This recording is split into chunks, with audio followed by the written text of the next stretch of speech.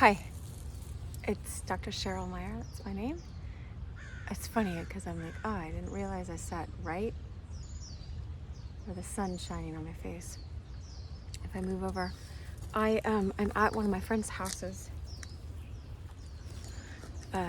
and I was on my way to the beach, and then I remembered, oh, my friend's over here, and I just stopped by. And so anyway, I was on my way to the beach to make a video for this.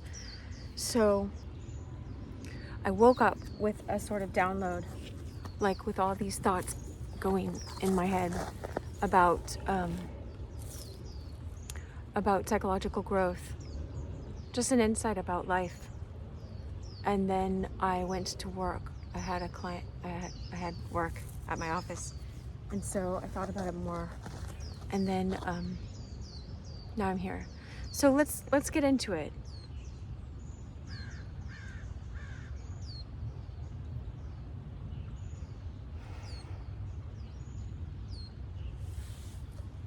Basically,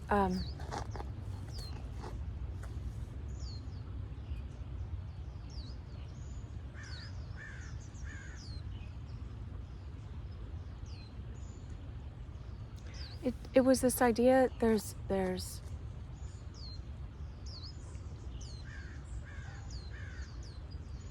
in our childhood, we can get used to a certain thing, a certain way of being, a certain pattern, and not realize that we're just used to a certain, like some of my clients before would be used to just going month to month, their family growing up. And they just thought that this is how life was, this is how life is you have to go, you just make enough to barely pay your rent at the end of the month. Always be stressed, it's almost late. They just learned that that's how life was. And so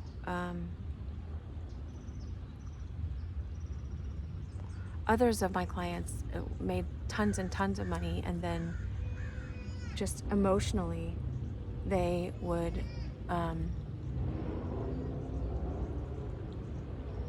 not know how to be close, and they would just repeat that in their adult lives. And so one of the things that was coming to light was, you see the white butterfly, was this idea of confusion. I had a lot of confusion growing up in my childhood, and it just wasn't spoken of. I would always be the one trying to speak about it, go figure, and speak up and make everybody take responsibility for their stuff. Because otherwise you just get like this toxic leak of everybody's baggage, that their unconscious baggage that they're not dealing with, that you get to experience as a child. And if you're sensitive, you feel it more, and it just gets dumped on you. But let me be more specific. Let me think. So what showed up was this insight of, I was used to no communication, and then I'm sitting there trying to figure out how to, what's going on. It's like if you learned how to develop a sixth sense or something, just in order to understand what's going on underneath everything so that you can make sense of your environment. It's weird when I have these concepts, and I put them into words. Let's see what I wrote.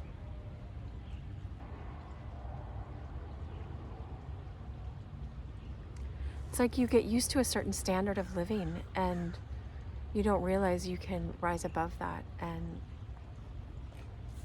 here, let me put this in a different place.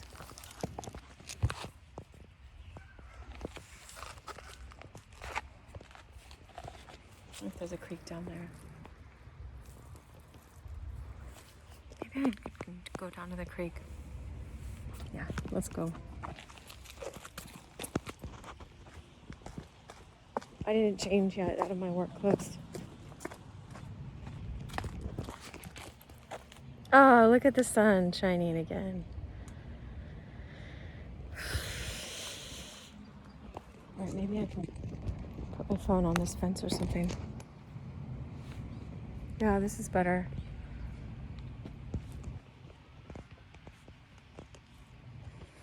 Okay, so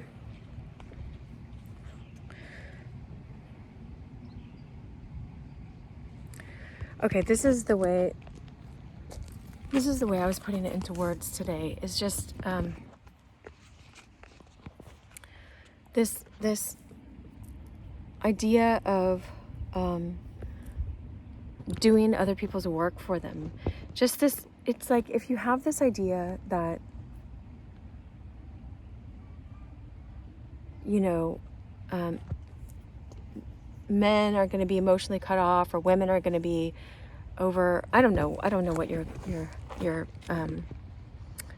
stereotypes are or whatever. It's not even stereotypes. It's just what you grew up with is what you're used to. And so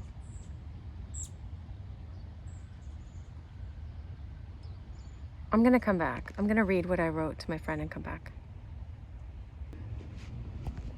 Okay. So I got what I wrote for my friend. And that's why I wanted to make the video, because I had more that I wanted to tell one of my other girlfriends to understand about this. So I'm like, I'll just make a video and send her the link. She won't mind. So it's this like idea. So if you grew up with abuse, let's say, then you get used to being treated a certain way. And if you find a boyfriend or a girlfriend that treats you the same way, that's what you're used to. You're not used to having a higher standard. Well, I got used to not having open communication, and just, we talked a lot. My family did, but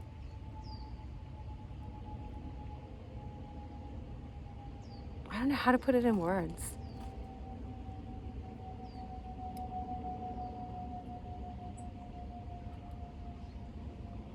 But what happens is you learn how to overcompensate for other people not doing their jobs. Like if 9 different jobs need to be going all the time in a relationship for it to be, working, like communication, presence, listening, laughter, I don't know, like shared experiences. And someone doesn't want to be present emotionally or in a certain way, then the other person will try to like overcompensate so that the relationship still works. But then what happens is it leaves the other person disabled, and they don't have to work on, let's say, growing emotionally, emotional maturity, or on being more vulnerable, or working on their own baggage so that they can be present and not afraid of their own baggage.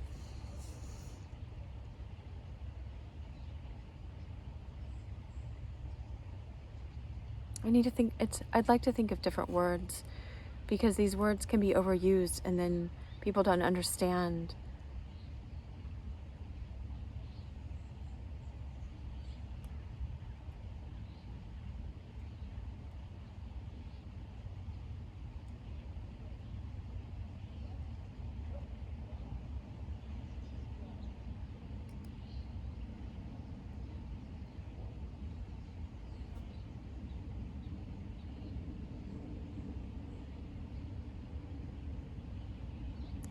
I think I remember a video I made a few months ago, at the beginning of this, at the beginning of this YouTube channel, where I was talking about silence, and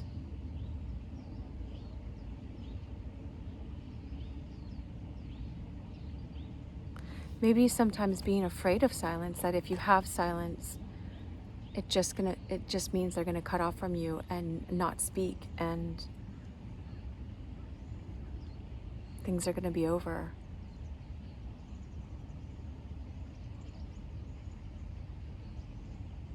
But then silence is such a beautiful, beautiful quality to have in your own life and in a relationship. Not necessarily, it doesn't necessarily translate sometimes in my YouTube videos when I'm just silent for a long time.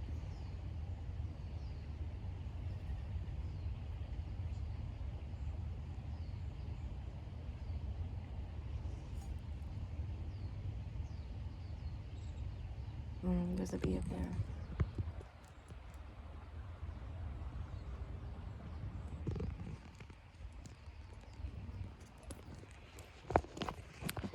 But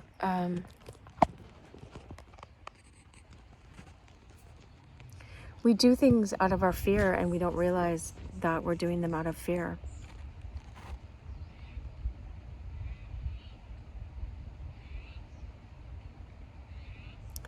Or I was also thinking of addictions and stuff this morning.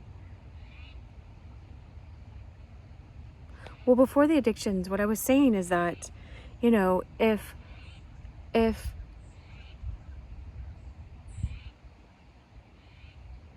my partner or the person I'm with, my spouse, whatever,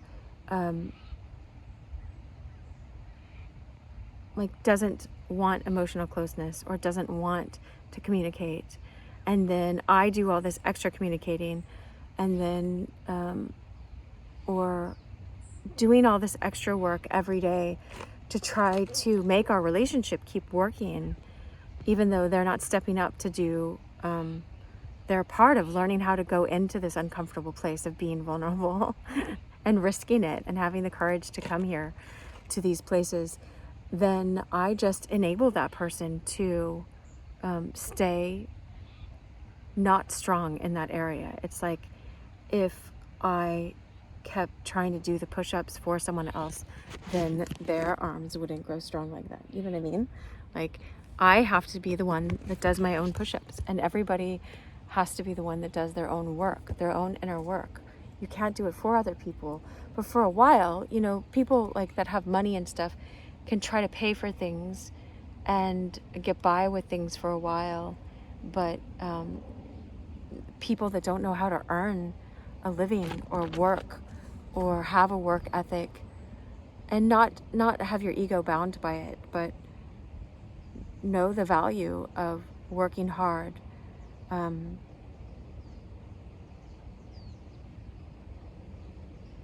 we can all just be in a place of taking and enabling one another, and people aren't growing in the areas that are important for them to grow in. And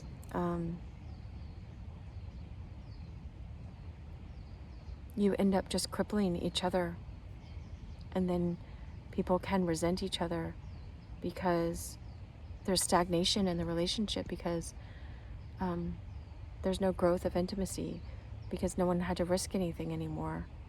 But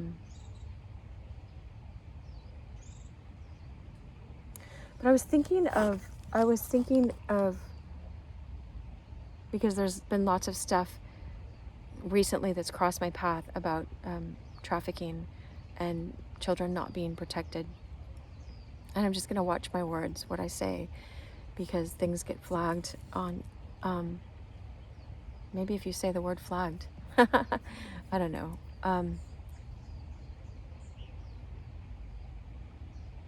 I don't know how it works, but I know that I want to teach people how to get out of unconscious patterns that they're stuck in. And so sometimes when someone was abused as a child, their boundaries were crossed, and the person crossing the boundaries is communicating, you're not worth us protecting you. You're not worth having a boundary. Boundaries don't count for you. So, and I can't help myself. It's really gross, but it's like,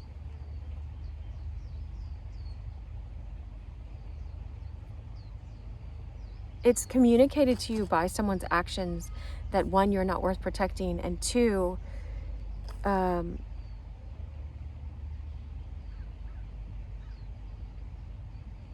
someone who does these kinds of things has made excuses in their own head for it, their own mind, and has not done the work to heal their own shadow side and to integrate.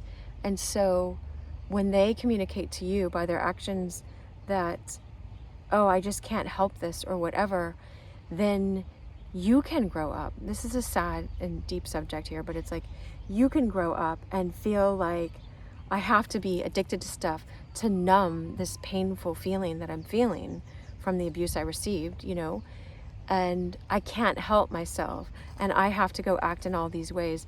But we don't. This is the thing, is I know it seems obvious that we don't, but once you learn that unconsciously, what we're often trying to do is, if this happened by like a parent or someone we trusted, then we keep making excuses for that person in our minds unconsciously. And we keep going, oh, well, they couldn't help it, blah, blah, blah, blah, blah. But if we keep saying they couldn't help it because some part of us doesn't want the pain of looking at, yeah, they could help it. They could have taken responsibility for their own actions and worked on their own shadow side and worked on the parts of themselves that needed to be healed and brought healing to those areas. Then yeah, they could have helped it. They could have made different choices. And I didn't have to be a victim of that when I was a child and helpless. You know what I mean? Yes, it happened to me, and don't blame yourself. Like, it's not you that could have prevented that, but the adult needs to take responsibility.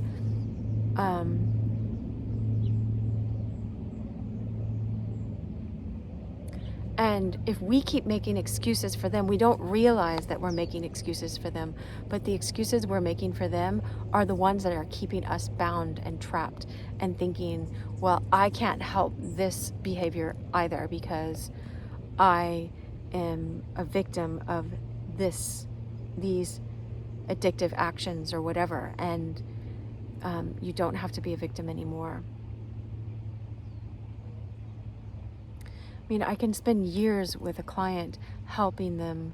It doesn't have to take lots and lots of years, but helping them get to a place of understanding why they're still making excuses for the people that did this to them. And they don't realize they're making excuses, but by making excuses, they're not holding that person accountable. And by not holding that person accountable, we don't hold ourselves accountable.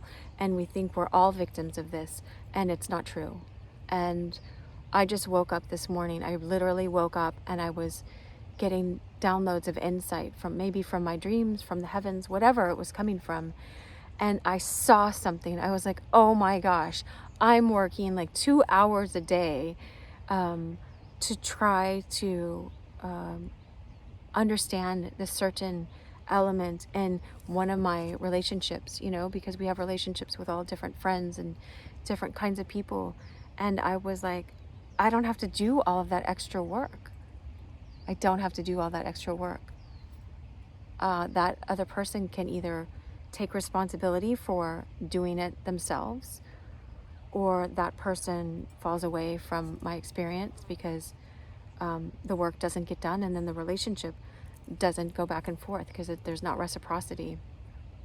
And it's the risk of losing a friendship. But what is the friendship if, you know, that person might be doing an hour or 2 hours of work that I'm meant to be doing, but I'm meant to grow in that area, you know, and that person's meant to grow in this other area. And by me doing the work that someone else needs to learn how to do, I'm robbing them of the experience of taking responsibility. And maybe, you know, okay, going back to the abuse part, it's really weird how this ties in. I just saw it just now in my mind. Is it could be that someone was abused and they are really scared to look at that part of themselves. And so in that fear, it shuts them down in a certain area of their life. And if I want to be close to someone, then it's like, I'll do all this extra work in that area so that they don't have to go to that scary place. It's like, just go to the scary place. I need to stop doing the work because there's not reciprocity back and forth, equal give and take. And in the relationship when I'm signing up to do it the way that I have been doing. So I was like, God, forgive me, you know, like, honestly, it seems weird, but it's like, forgive me for doing extra work and not realizing that this is a different person's job. And if they don't do it, then, you know, I have to be able to be willing to lose friendships and lose relationships. Excuse me. You know, anything unaligned with love must go. Like, I was just talking to these, I think they're teenagers, and they were talking about people selling out or whatever, and not to sell out or be a sellout. And, you know, we were wondering, what does that mean? You know, what does that mean to you? And does that mean leaving your authenticity or your integrity? Or, but it is like learning how to do that. I'm not going to sell out for any relationship. So once I find out something's imbalanced and I'm doing something imbalanced, because I learned to do it in my childhood to try to help out my parents not have to deal with their painful stuff, you know, because that was my role as a child. You know, to keep doing that is to keep perpetuating the pain that I experienced in my childhood and the lack of reciprocity. And I'm not going to do that, not because it's crippling other people. Anyway, I hope some of this made sense to you. I wish you love. Good luck with all this.